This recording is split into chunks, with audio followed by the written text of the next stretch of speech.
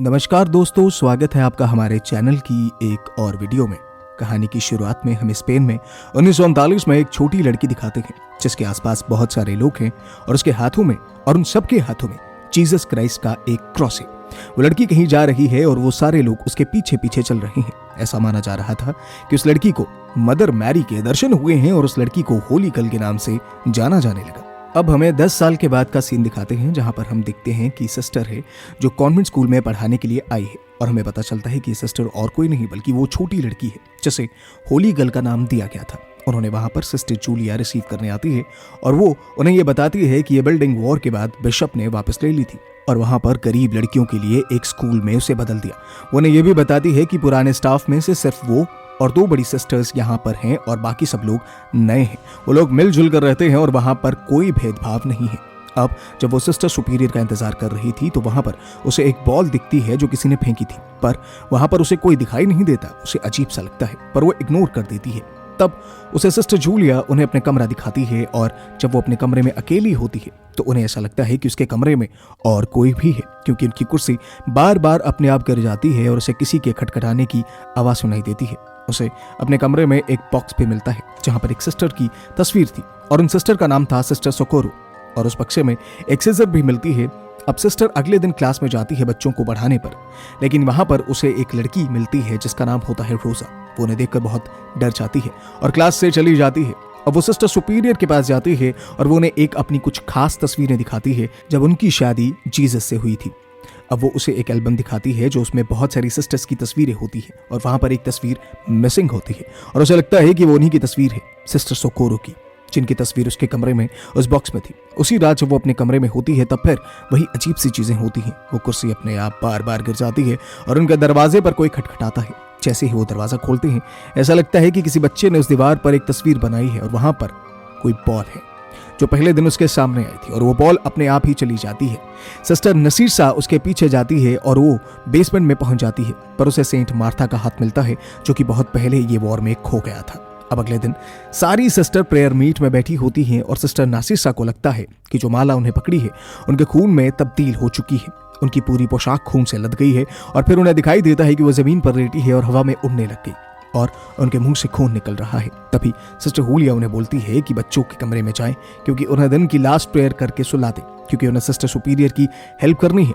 जब वो बच्चों के कमरे में जाती है तो बच्चे बहुत खुश होते हैं और डांस कर रहे होते हैं और वो सिस्टर नार्सिसा को भी बोलते हैं कि वो भी उनके साथ डांस करे। सिस्टर भी उनके साथ डांस करती है और लास्ट प्रेयर करके उनको सुला देती है और अपने कमरे में आ जाती है। अब जब सारी लड़कियां सो रही थी तब सिस्टर रोजा की बहन उससे बोलती है कि उसको टॉयलेट जाना है। रोजा और उसकी बहन टॉयलेट चली जाती है और वहां देखते हैं कि सिस्टर अपने आप को तकलीफ दे रही है और जीसस के साफ नजर और उनकी रोशनी मांगती है। तभी जब रोजा और उसकी बहन दोनों टॉयलेट में जाते हैं तो वहां पर उन्हें एक बाथटब में एक लड़की दिखाई देती है जो कि डूब रही होती है। जब वो वहां जाती है तब उसे वहां सीजर पड़ी हुई दिखती है और उसे बाथटब में किसी लड़की के बाल भी दिखते हैं और तभी एक लड़की की चीखने की आवाज आती है और सिस्टर जूलिया बाथरूम में पहुंच जाती है और बच्चों को उस कमरे में लेके जाती है। वहां सिस्टर भी उनके कमरे में पहुंचती है। अब रोजा उन्हें बताती है कि उन्हें बाथटब में एक लड़की डूबती हुई दिखाई दी जो मदद मांग रही थी और तभी सिस्टर जूलिया उस पर बहुत गुस्सा हो जाती है और उन्हें सोने के लिए कहती है। उनकी बात पे विश्वास नहीं करती। अब अगले दिन क्लास में जब सिस्टर नार्सिसा पढ़ा रही होती है तब उसे ब्लैक बोर्ड पर रोजा का नाम कोई लिख देता है और रोजा के डर के मारे अपने रूम में चली जाती है। तब सिस्टर भी उसके पीछे जाती है और उसे बोलती है कि उनको रोजा की बात पर विश्वास नहीं है और उन्हें पता है कि वहां पर कोई लड़की की आत्मा है। उसे देखने के लिए वो रोजा की मदद चाहती है और वो उसे अपने रूम में लेके जाती है। यहाँ पर उस लड़की की आत्मा ने एक ड्राइंग बनाई थी और वो उससे पूछती है कि क्या सिस्टर इग्नस ने शायद इसी ड्राइंग को पूरा किया था। तभी वो गायब हो गई तो रोजा बताती है कि ये वो ड्राइंग है जो अब तक सिस्टर रोजा मिलकर उस ड्राइंग को पूरा करते हैं। ड्राइंग को पूरा करते ही उन्हें दिखता है कि उनके रूम में कोई और नहीं पर रोजा को वहां पर किसी की आत्मा दिखाई देती है और जैसे ही सिस्टर पीछे मुड़कर देखती है तो रोजा वहां पर नहीं होती। वो भागकर जाती है और रोजा को ढूंढती है। तब उन्हें रोजा की बहन मिलती है और वो उसको भी रोजा को ढूंढने को कहते हैं और जैसे ही वो चर्च में आती है तो उन्हें कन्फेशन रूम में कुछ आवाजें सुनाई देती है और जब वो वहां जाती है तो वो लॉक हो जाती है और कोई आवाज उस कन्फेशन रूम में से आती है। तभी देखते हैं कि रोजा फांसी पर लटकी हुई है उसी कन्फेशन रूम में। अब हम देखते हैं कि रोजा को उसके कमरे में उसके बेड पर लटाया गया है और सभी आ रहे हैं, उसको फूल चढ़ा रहे हैं और सब रो रहे हैं। तभी सिस्टर जूलिया सिस्टर नरसिसा को बोलती है कि उन्हीं की वजह से ये सब कुछ हुआ है, क्योंकि रोजा ने उस पर विश्वास किया और उसको विश्वास की कीमत ये मिली। तभी सिस्टर निराश होकर वहां से जाने का फैसला करती है। जब वो जा रही होती है तब सूर्य ग्रहण होता है और ऐसा लगता है कि सिस्टर को कुछ हो रहा है। तभी वो सिस्टर को उस वॉर के टाइम की क्लिप्स अपनी आंखों के सामने आने लगती है और वो दिखती है कि कैसे वो लोग उन सिस्टर्स को मार रहे हैं। और तो और उसे दिखाई पड़ता है कि सिस्टर सोकोरो के साथ असल में हुआ क्या था।